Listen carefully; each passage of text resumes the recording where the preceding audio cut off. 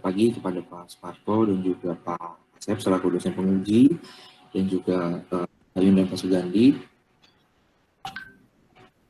dan juga Pak Dalian selaku dosen pembimbing. Pada pagi hari ini izinkan saya untuk mempresentasikan mengenai skripsi saya yang berjudul Rancangan Aplikasi YouTuber berbasis Android dalam studi kasus kode payment PT Ltd. Pertama kita akan masuk ke latar belakang. Dengan latar belakangnya oleh perkembangan internet di Indonesia, saat ini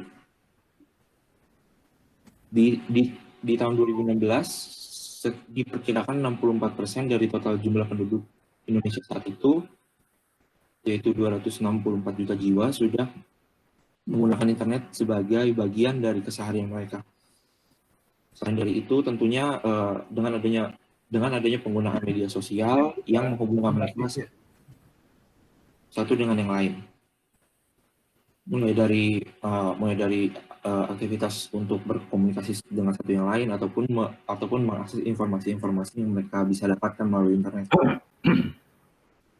Selain itu, terdapat satu platform yang menyediakan video berbasis daring ataupun berbasis online yang bernama YouTube.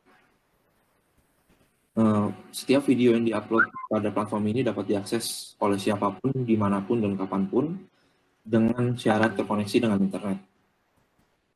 Tentunya pengunggah video di YouTube ini harus memiliki ciri khas untuk memiliki base follower yang kuat ataupun memiliki pengikut setia dari rangkaian videonya.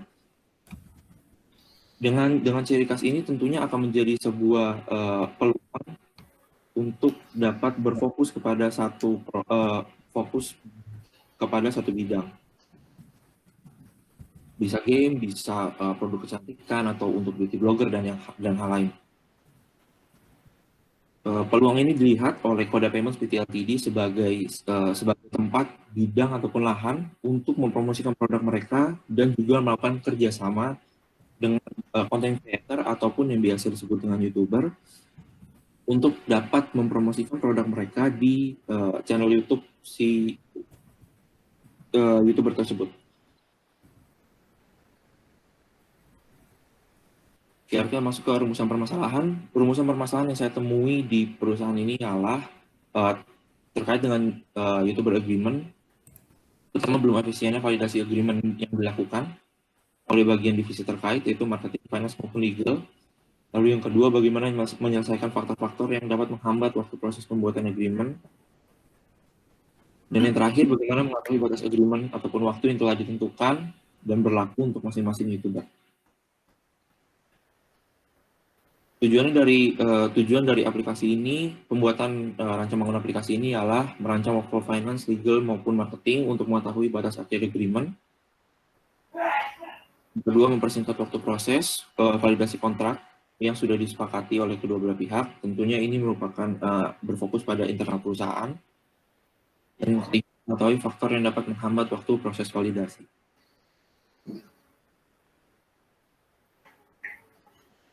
Masuk ke manfaat. Manfaat yang saya harapkan di sini ada dua, yaitu connection dan juga dokumen archive. Yang pertama, connection, yaitu menghasilkan suatu aplikasi yang dapat memudahkan divisi terkait, yaitu marketing, finance, maupun legal, untuk dapat menyelesaikan permasalahan yang dihadapi saat ini, yaitu berfokus pada validasi agreement. Dan yang kedua, menghasilkan suatu aplikasi yang membantu proses pengarsipan dokumen data diri YouTuber jika sewaktu-waktu YouTuber habis masa kontraknya dan akan menjalani masa kontrak di masa yang akan datang. Saya akan menampilkan demo aplikasi saya yang saya buat.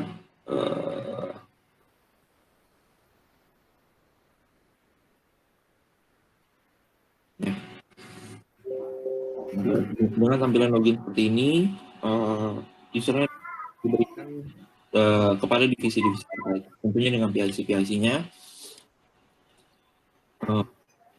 Misal kita akan berfokus pada marketing.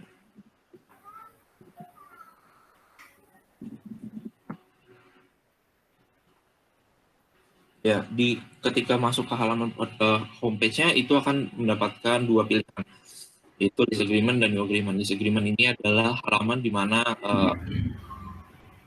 data yang nantinya akan disimpan. Menantikan data yang sudah disimpan. Lalu yang kedua ada new agreement.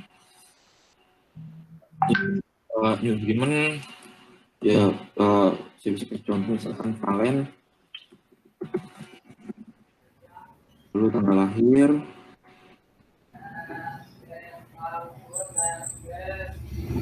pokoknya ya saya ambil contoh seperti itu, terus nomor rekeningnya misalkan, terus pilih bank, atas namanya, NPWP jika ada. Biasanya ada beberapa youtuber yang masih di bawah umur ataupun masih belum punya NPWP. Jadi itu adalah opsional. Terus ini tanggal mulai kontraknya misalkan 2019 sampai hari ini misalkan, atau yang sudah lalu untuk misalkan pendataan 26 April. Ini April. Ininya Juni 2020 misalkan. Lalu video adlibs, ini video yang diiklankan produknya diiklankan lewat verbal ataupun ucapan atau tutorial bagaimana cara menggunakan produk. Lalu logo placement atau penempatan logo pada live stream. Ya, ini sudah berhasil ditambahkan datanya. Ya, misalkan seperti ini. Ini datanya. Untuk bagian marketing, dia memiliki kelebihan untuk mendelete data kepada agreement yang sudah berlalu ataupun yang sudah berprospek tapi nggak jadi bekerja sama seperti itu.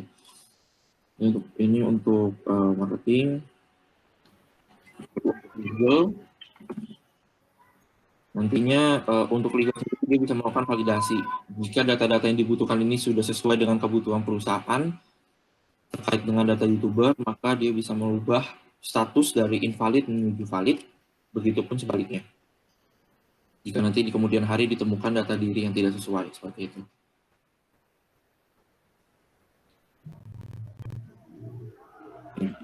Balik ke lagi. Berikut adalah user acceptance test yang saya lakukan terhadap accounting dengan atas nama Nabila dan juga legal atas nama Melisa terkait dengan aplikasi yang dibuat. Kesimpulan berdasarkan UAT yang saya lakukan terhadap bidang terkait, yaitu yang pertama, aplikasi mobile yang dirancang ini dibangun telah memenuhi kebutuhan yang diperlukan oleh perusahaan. Lalu yang kedua, adanya aplikasi mobile yang dibangun saat ini membantu dalam menghemat waktu yang dibutuhkan untuk melakukan validasi agreement. Saran saya ke depannya ialah untuk memperlengkapi fitur yang dibutuhkan di masa yang akan datang. Lalu yang kedua, adanya pengembangan aplikasi untuk dapat melakukan dokumen attach seperti foto KTP dan yang lain. Lalu yang ketiga, adanya membuatnya notifikasi untuk update data yang dilakukan, baik itu melalui marketing, finance, maupun legal. Sekian presentasi saya, terima kasih.